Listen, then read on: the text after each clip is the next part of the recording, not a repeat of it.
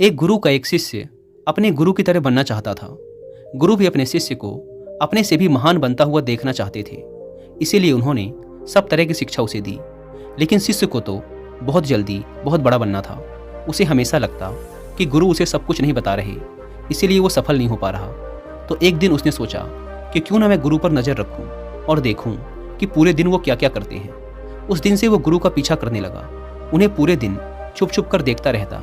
सुबह उठने से लेकर रात सोने तक गुरु क्या क्या करते थे, कहाँ जाते थे, कैसे ध्यान करते थे, कैसे भोजन करते थे, क्या बोलते थे, कैसे चलते थे, कैसे उठते बैठते और सोते थे, इन सभी गतिविधियों को उनका शिष्य पूरे दिन छुप छुप कर देखता रहता। उसने भी वही सब करना शुरू कर दिया जो गुरु अपनी दिनचर्या में करते थे। उसने हर एक काम में हूबहू गुरु की नकल करनी शुरू कर दी। एक सुबह नदी की ओर जाते हुए गुरु ने देखा कि उनका शिष्य उनके साथ साथ चल रहा है। उसने भी उसी घाट में स्नान किया जिस घाट में रोज गुरु स्नान किया करते थे। वह भी उस चट्टान के पास पहुंचा जिसमें बैठकर गुरु हर सुबह ध्यान किया करते थे, और गुरु के बैठने से पहले ही वह उस चट्टान पर जाकर बैठ गया और ध्यान करने लगा।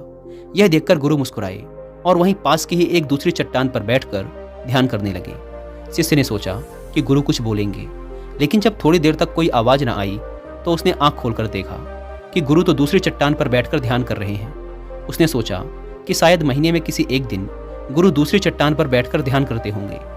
शिष्य की ऐसी हरकतों को देखकर गुरु समझ गए कि उनका शिष्य उनकी तरह बनने के लिए अंधा होकर उनकी नकल उतार रहा है।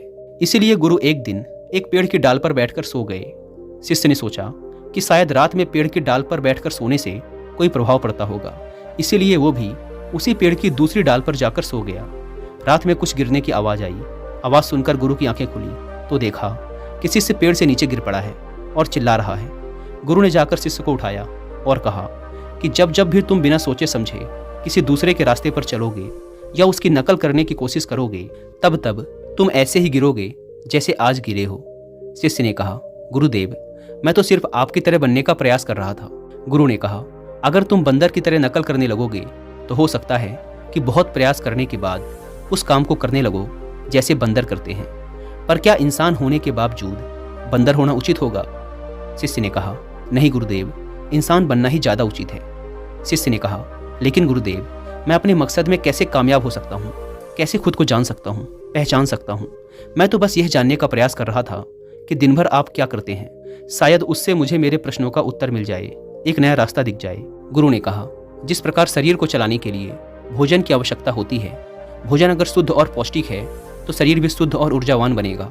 शरीर को आसानी से बीमारियां नहीं घेरेंगी और वह मजबूत व स्वस्थ होगा। फिर हम जैसा चाहें शरीर से वैसा काम करवा सकते हैं। लेकिन अगर तुम सड़ा गला और बासी खाना खाओगे तो तुम्हारे शरीर के साथ क्या होगा? शिष्य ने कहा, हमारा शरीर बीमार पड़ जाएगा और कमजोर हो जाएगा। गुरु ने कहा, ठीक इसी प्रकार हमारे मन की भी शक्ति होती है, और इसमें इतनी शक्ति होती है कि इससे कुछ भी किया जा सकता है, कुछ भी बना जा सकता है, अपने आप को जाना जा सकता है, पहचाना जा सकता है। लेकिन इस मन की शक्ति को नापा नहीं जा सकता, तौला नहीं जा सकता। शिष्य ने कहा, गुरुदेव, आप तो इतने बड़े ध्यानी हैं, ज्ञानी हैं, इसीलिए आपके पास मन की शक्तियाँ हैं जिनका उपयोग भी आप कर सकते हैं। लेकिन अगर हम करने का प्रयास करें तो कुछ भी नहीं होता। गुरु ने कहा, शक्ति तो तुम्हारे पास भी उतनी ही है जितनी मेरे पास या किसी और के पास है। शिष्य ने कहा, तो गुरुदेव, फिर हम सभी लोग कामयाब क्यों नहीं होते? हमारे जैसे बहुत से लोग हमेशा सफल होते रहते हैं। आखिर ऐसा क्यों होता है गुरुदेव? गुरु ने कहा, क्योंकि मन की शक्तियों का लोग सही तरीके से उपयोग नहीं कर पाते, बल्कि मन की शक्तियाँ उनका उपयोग कर लेती हैं। जो मन की शक्तियों को समझ गया वो ज्ञानी बन गया। जिसने अपने मन की शक्तियों को एकाग्र करना सीख लिया उसका जीवन आसान हो जाता है। फिर वह अपने जीवन में जो भी चाहता है उसे हासिल कर लेता है। दोस्तों, मैं यहाँ आपको कुकू एफएम पर एक ऑडियो बुक रिकमेंड करूँगा जिसका नाम है मन के रहस्य। 3 बातें जो मैंने इस ऑडियो बुक से सीखी हैं। पहली बात, हमारा मन सबसे खराब फैसले तब लेता है जब यह डरा हुआ होता है, इसीलिए अपने मन को शांत रखें और उसे डराने वाली चीज़ों से दूर रखें। दूसरी बात, सफलता और शांति पाने के लिए हमें रोज़ कुछ समय एकांत में बिताना चाहिए। और तीसरी बात, अगर आपको विश्वास है लेकिन आप उस विश्वास के अनुसार काम नहीं कर रहे, कर्म नहीं कर रहे, तो यह विश्वास किसी काम का नहीं।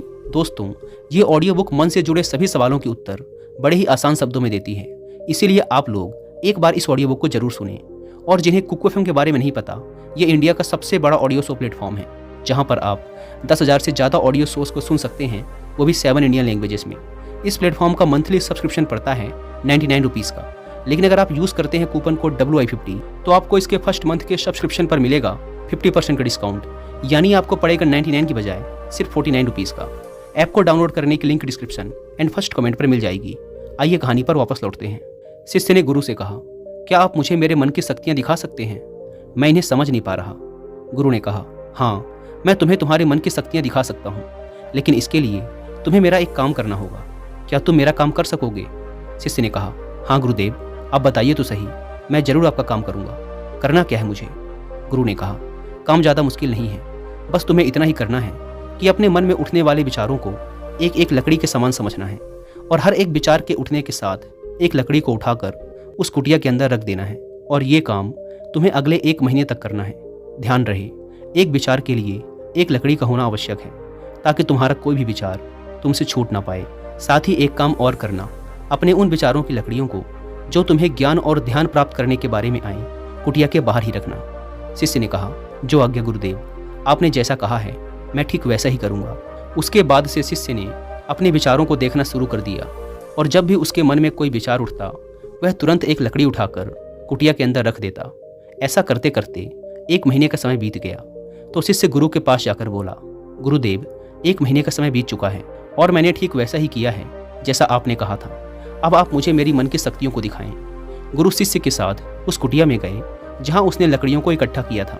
गुरु ने देखा कि पूरी कुटिया छोटी छोटी लकड़ियों से भरी हुई है, यहाँ तक कि कुछ लकड़ियाँ कुटिया के बाहर भी गिरी हुई हैं। गुरु ने पूछा, तुम्हारे ज्ञान और ध्यान के विचारों वाली लकड़ियाँ कहाँ हैं? शिष्य ने बाहर पड़ी कुछ लकड़ियों को गुरु के सामने लाकर रख दिया और कहा, यही हैं ज्ञान और ध्यान के विचारों की लकड़ियाँ। गुरु ने उन लकड़ियों को गिनने के लिए कहा। जब शिष्य ने उन लकड़ियों को गिना तो वो सिर्फ 24 लकड़ियाँ ही थी। गुरु ने कहा, अब बस तुम्हें एक काम और करना है, क्या तुम कर सकोगे? शिष्य ने कहा, जी गुरुदेव, आप आज्ञा तो दें। गुरु ने कहा, ये लकड़ियाँ जो तुमने इकट्ठा की हैं, इन्हें एक साथ बांधकर उस नदी में फेंक कर आओ। गुरु की यह बात सुनकर शिष्य घबरा गया और बोला, गुरुदेव, ये कैसे संभव है? भला इतनी लकड़ियों का भार मैं कैसे उठा पाऊंगा? गुरु ने कहा, क्यों नहीं उठा पाओगे? जब इतने सारे विचारों का भार उठाकर घूम रहे हो तो इन लकड़ियों को क्यों नहीं उठा सकते? शिष्य ने कहा, लेकिन गुरुदेव, विचारों में कहाँ वजन होता है? गुरु ने कहा, विचारों में भी वजन होता है। देखो, तुम्हारे फालतू के विचारों के बोझ तले तुम्हारे काम के विचार, ज्ञान और ध्यान के विचार कितने से हैं? तुमने अपने मन की सारी शक्तियाँ इन बेकार के विचारों में लगा रखी हैं जो इस कुटिया में भरी पड़ी हैं, और सिर्फ 24 लकड़ियों के सहारे ही तुम ध्यान और ज्ञान को प्राप्त करना चाहते हो। शिष्य को अपनी गलती का आभास हुआ। उसने कहा, आप ठीक कह रहे हैं गुरुदेव, लेकिन अब मुझे करना क्या है? गुरु ने कहा, अगर तुम अपने ज्ञान और ध्यान की तरफ बढ़ना चाहते हो, अगर यही तुम्हारा लक्ष्य है, तो इन फालतू के विचारों को नदी में बहा दो। शिष्य ने कहा, लेकिन गुरुदेव, इतनी सारी लकड़ियों को एक साथ मैं अपने सर पे नहीं उठा पाऊंगा। गुरु ने मुस्कुराते हुए कहा, तो एक एक करके फेंक दो।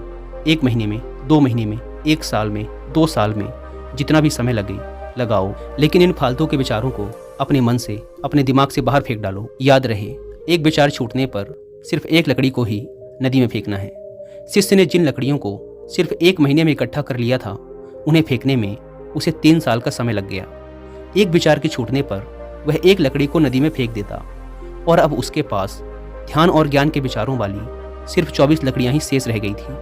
अब उसके मन की पूरी शक्ति सिर्फ ज्ञान और ध्यान प्राप्ति में लगी हुई थी। कोई भी बेकार का विचार उसके मन में शेष नहीं बचा था। एक दिन ध्यान करते हुए अचानक वह उठा और गुरु के पास जाकर बोला, गुरुदेव, ऐसा लग रहा है जैसे मैं कहीं अटक गया हूँ और अब मैं आगे नहीं बढ़ पा रहा हूँ। गुरु ने कहा, अब उन 24 लकड़ियों को छोड़ने का समय आ गया है, छोड़ दो उन्हें।